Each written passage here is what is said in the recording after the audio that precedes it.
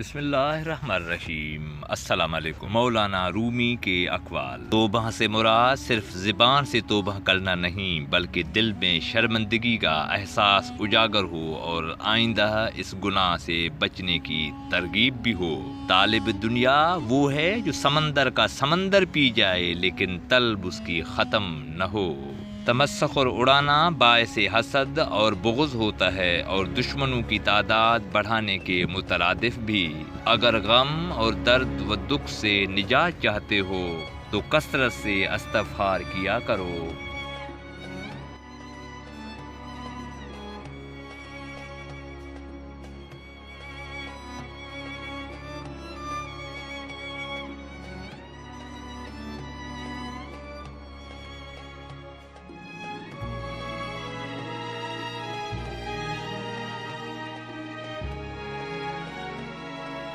اللہ حافظ۔